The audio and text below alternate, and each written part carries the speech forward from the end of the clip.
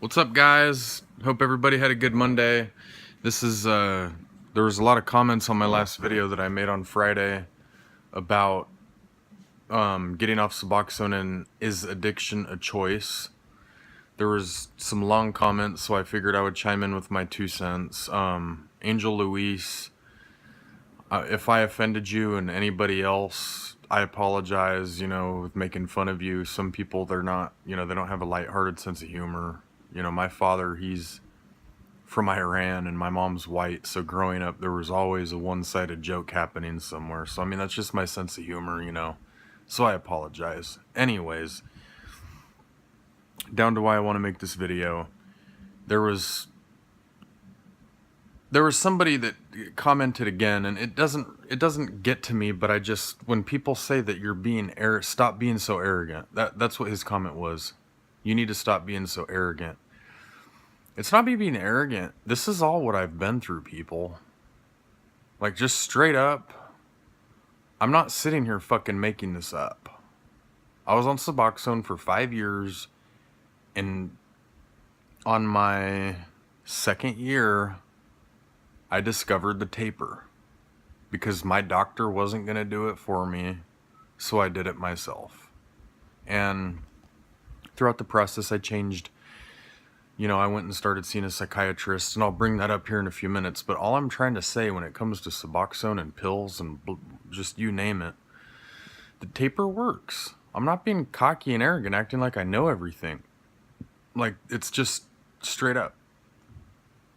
It works. I cut myself down to the very, very bare bones. And then there's some people that comment, well, I did this, and this. It took me 3 fucking years to taper. 3. There's nothing cocky about saying that. It actually took me way longer than it should have. And I sound like a broken record because in all my videos I keep repeating myself, and I'll keep making videos and keep repeating myself. You need to get yourself on a goal. Get a pen and a paper and figure out a taper method that works best for you. Some people cold turkey, some people rapid taper, some people slow taper. Slow taper works. You will have very minimal withdrawals. You might still withdraw. Everybody's different.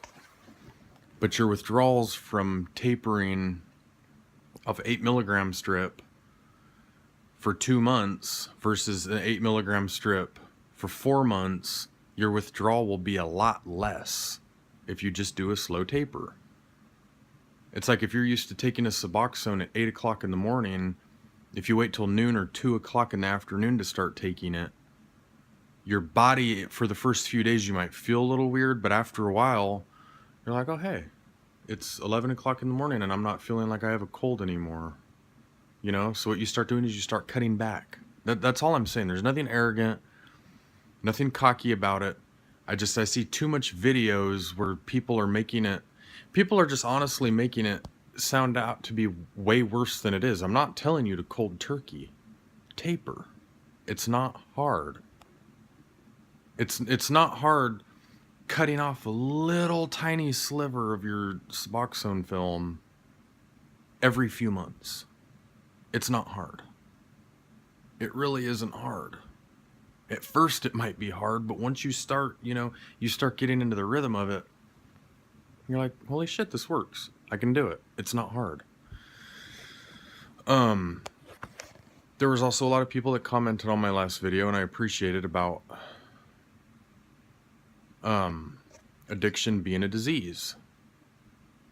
And I remember when I switched psychiatrists years ago, and I really liked this guy because he was one of the only guys that I felt was real. He was 65, 70 years old. He had been an alcoholic for 25, 30 years. And during our counseling sessions, I remember I asked him one day straight up, do you think that it's a disease? And he said, no, I don't. And I'll tell you why I don't. Addiction starts with a choice. Granted, okay, there's some people, who have had depression issues, who have had certain issues where they had to be on something.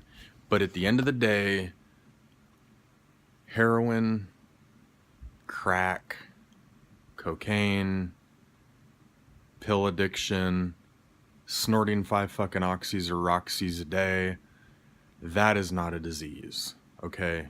If you research it, and you can pull up documentaries about the medical field. You can Google pharmaceutical charts, pharmaceutical sales charts from 1980 to 2015, and look at how much that bitch has went up through the roof. We've been sold a lie, people.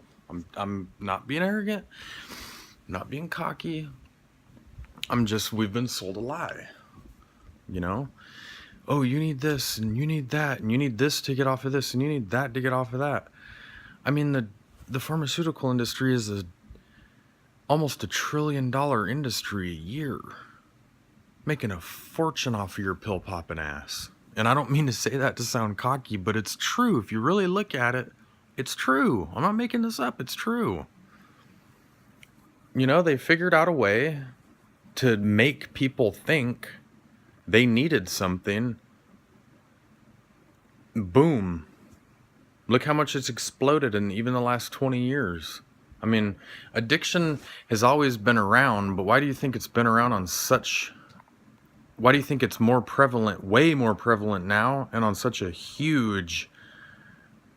a huge scale now compared to 70, 80 years ago? Because doctors and pharmaceutical companies have found a way to market their shit to make people believe that you need it. Watch TV commercials. I don't really watch TV, but TV commercials, shit, if you sit there for 2-3 hours on a Sunday or Sunday night, Monday night, whatever night, if you sit there and look at some of these commercials that these pharmaceutical companies have, oh, you need this for that, you need this for shit, I'll be feeling like I have a fucking disease at the end of the night. I mean, let's be honest. I agree with my old psychiatrist that, and everybody's entitled to their own opinion. I mean, it's not me being cocky. This is my personal opinion, and also through trial and error, because I don't think I have a disease, even though a doctor did tell me a long time ago that I had some type of personality blah blah blah disorder and I would never be clean. And I didn't last long as his patient. I moved on because I was trying to get clean and I didn't believe him.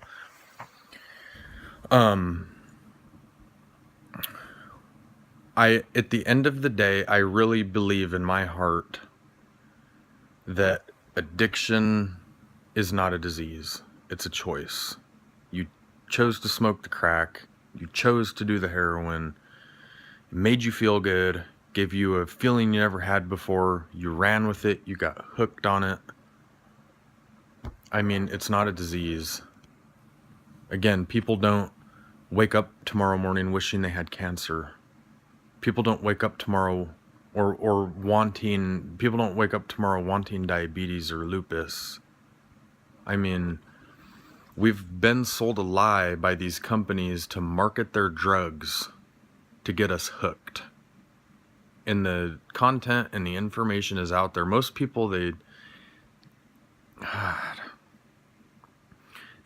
take Fox News and CNN and these midday doctors that come on, Dr. Drew or whatever, and that's part of the propaganda in marketing. That's part of our media helping these pharmaceutical companies market. I'm telling you, I don't know everything, but if I know this much, that's part of the marketing game for pharmaceutical companies. They want to make you think you have a disease, so you keep coming back and you keep coming back until you're so fucking hooked on something and you're so far down that fucking rabbit hole.